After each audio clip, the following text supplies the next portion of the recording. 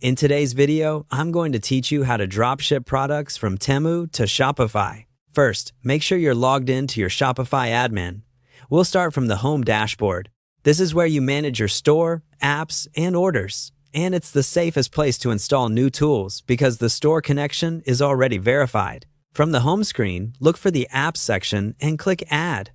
If you don't see it right away, it may be in the sidebar under Apps. Clicking Add opens the flow that lets you browse and connect new apps to your store. Next, choose Shopify App Store. The App Store opens in a new tab or window. Double-check that you're still signed into the correct Shopify store so the installation attaches to the right place. Use the search bar to look up DSers, spelled DSERS. This is the extension you'll use to import products into Shopify. On the app listing, review the description, pricing, and the permissions it requests so you know exactly what it will access. When you're comfortable, click to add the app and confirm the installation.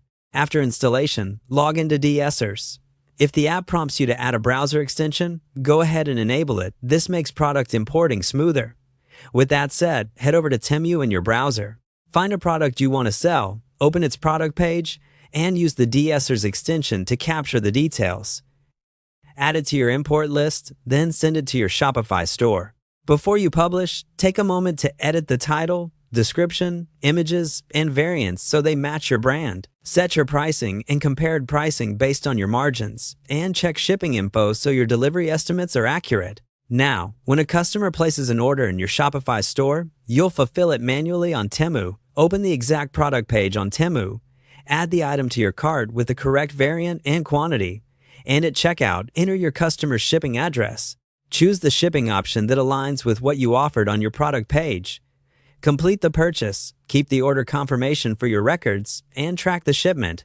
Once Temu provides tracking, go back to the order in Shopify, mark it as fulfilled, and add the tracking number so the customer gets updates. That's it.